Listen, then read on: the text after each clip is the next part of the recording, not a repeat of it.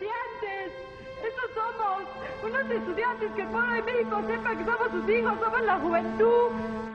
Tú te ibas a esperar la respuesta de tu presidente, que al ver que estabas ahí, que eras joven, que eras estudiante, que eras idealista, te iba a dar una respuesta, te iba a dar una respuesta adecuada, porque tú no estabas pidiendo nada fuera de la razón, porque tú estabas luchando por algo en lo que creías y que te habían enseñado desde chico que era valioso.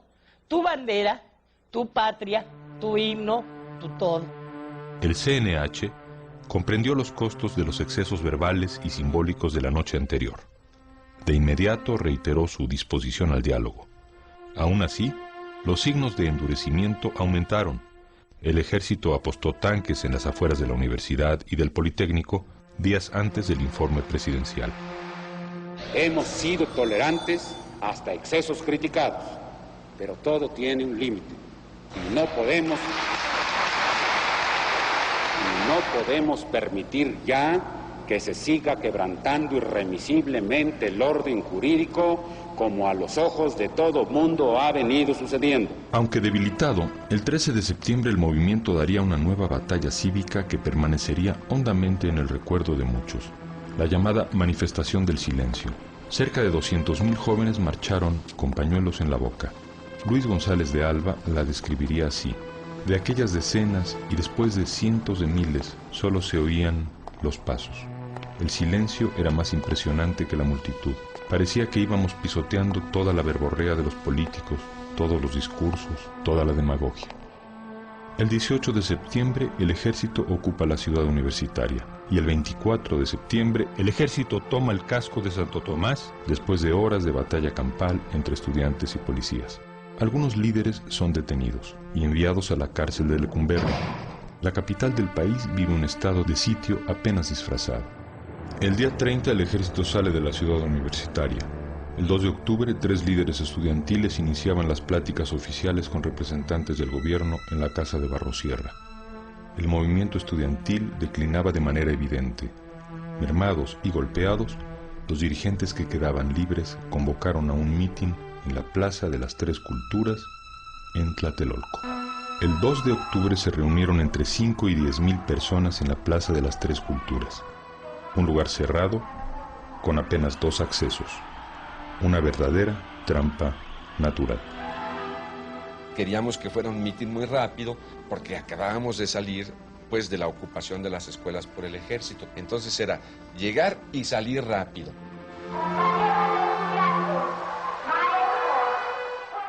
Había una orden del CNH a todos sus miembros de no estar allí. Nadie más que el que iba a hablar. Y estábamos todos.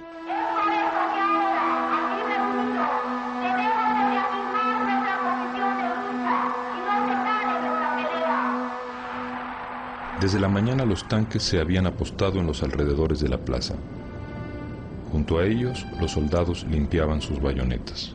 Me dijeron algunas personas que llegaban allí, oye Luis, hay gente muy rara, hay unos muy pelones y traen un guante o un pañuelo blanco en la mano izquierda.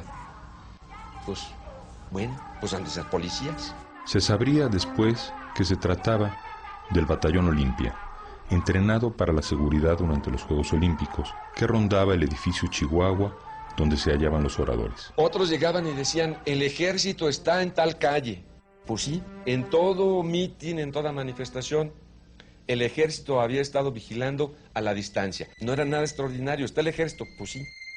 El ejército era comandado por el general José Hernández Toledo, el mismo que había encabezado la toma de la Universidad de Morelia en 1966, la irrupción en la Preparatoria 1 y la ocupación de la ciudad universitaria. Lo que yo no sabía era que eso era un cerco. Atrás del Chihuahua también había ejército que iba a avanzar bajo el edificio. Cuando un helicóptero empezó a volar por encima de la plaza, un helicóptero verde del ejército, volaba en círculos concéntricos. De pronto, los hombres del guante blanco subieron al tercer piso del edificio Chihuahua Entonces me preocupé y le dije a los chicos, miren, están tirando bengalas, y si tiran bengalas significa que tienen la intención de disparar. Y como sabían que había estado en Vietnam, me dijeron, hey, tú ves las cosas como en Vietnam. Apenas me decían esto, empezaron los disparos. Aparecen un montón de manos haciendo esto. Manos con guante blanco, con trapo blanco. Aparecen haciendo así, ¡tas! Y se empiezan a oír paz, paz, y la gente corre. Los hombres del guante blanco obligaron a los líderes a tirarse al suelo. Y desde el barandal del tercer piso empezaron a disparar hacia abajo al azar. Y entonces el helicóptero y está, y el chamaco queda en el pasto. Yo tengo la idea como si lo hubieran clavado así.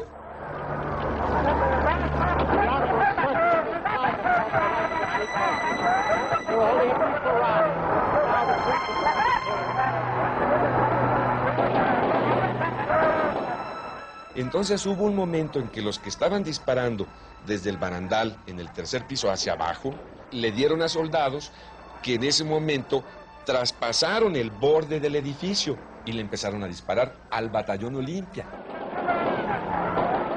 Los fusiles no los dirigían hacia arriba, los dirigían hacia abajo.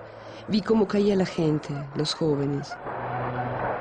La misión del ejército, señala Díaz Ordaz en sus memorias, era impedir que los alborotadores tomaran la Secretaría de Relaciones Exteriores que se encuentra en el costado sur de la plaza.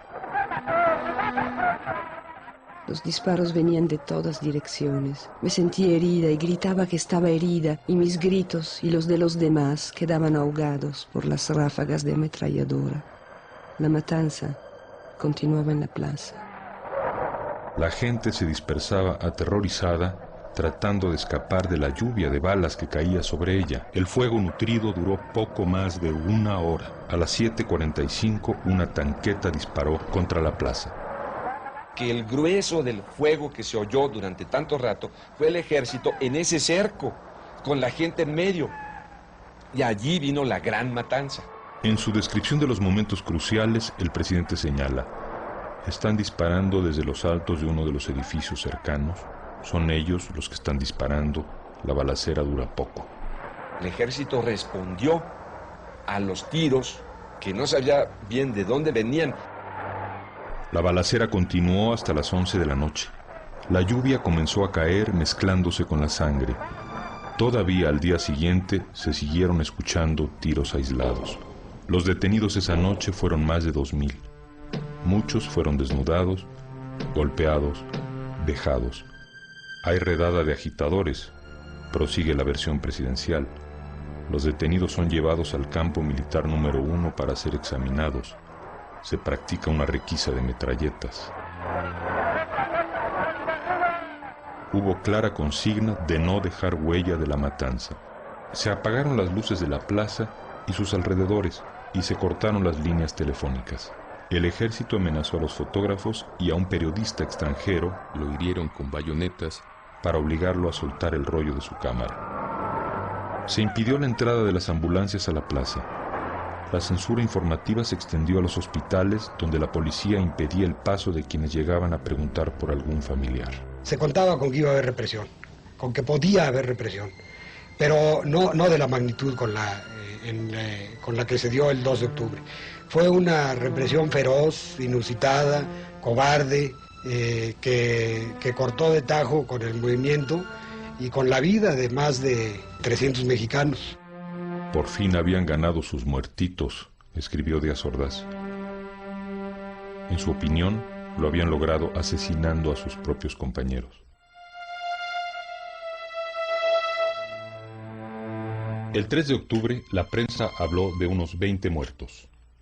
En un libro publicado 3 años después, Elena Poniatowska citó el testimonio de una madre que desde una ventana buscaba a su hijo y que contó 65 cadáveres en un solo lugar. Díaz Ordaz, 9 años después de la matanza, concedió que murieron 40 personas entre estudiantes y militares.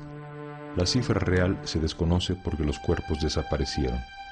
Es probable que fueron quemados. A la mañana siguiente, recuerda un testigo, la plaza estaba roja de sangre que quisieron cubrir con aserrín. No es casual, declaró Octavio Paz un mes más tarde, que los jóvenes hayan caído en la antigua plaza de Tlatelolco. Allí precisamente se encontraba, decía Paz, el templo azteca, Teocalli, donde se hacían sacrificios humanos.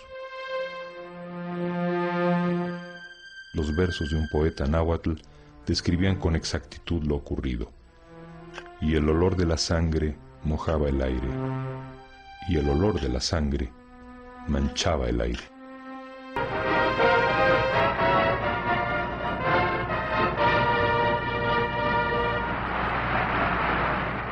El 12 de octubre, 10 días después de la matanza, daban comienzo los Juegos Olímpicos bajo el emblema de la Paloma Blanca de la Paz.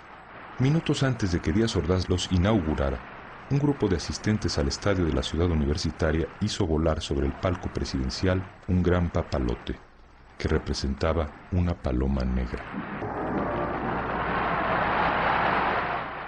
Cuando Octavio Paz recibió la noticia de la matanza de Tlatelolco, renunció como embajador de México en la India. Lázaro Cárdenas no podía creer que los soldados de la Revolución hubiesen usado sus armas contra los estudiantes.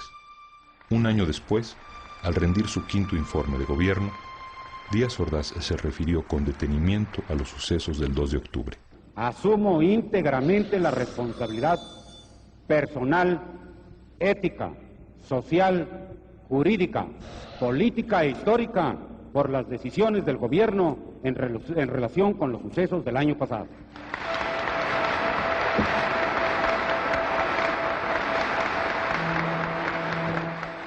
Al término del informe, un experimentado político le comentó a otro: el tapado es Echeverría.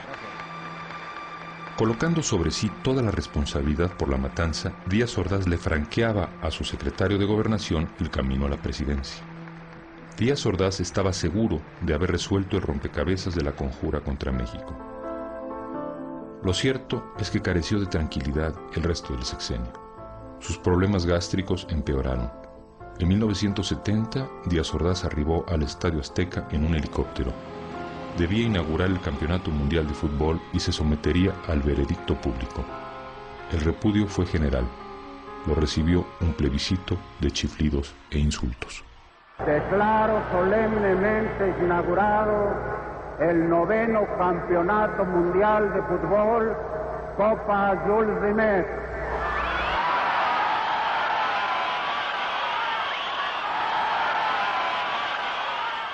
En 1977, Gustavo Díaz Ordaz fue nombrado embajador de México en España y se vio obligado a salir del aislamiento en que vivía. Cuando los periodistas le hicieron las preguntas obligadas sobre el 68, contestó acompañando las palabras con golpes en la mesa. Que va a España un mexicano limpio que no tiene las manos manchadas de sangre. Pero de lo que estoy más orgulloso de esos 6 años es del año de 1968, porque me permitió servir y salvar al país. Les guste o no les guste, con algo más que horas de trabajo burocrático, poniéndolo todo: vida, integridad física, horas, peligros, la vida de mi familia, mi honor, el paso de mi nombre a la historia. Todo se puso en la balanza. Afortunadamente salimos adelante. Y si no ha sido por eso, usted no tendría la oportunidad, muchachito, de estar aquí preguntando. No estoy de acuerdo con usted en que hay un país antes de Tlatelolco y otro país después de Tlatelolco. Para mí México es México antes y después de Tlatelolco. Ese es un incidente penoso en la vida de un pueblo.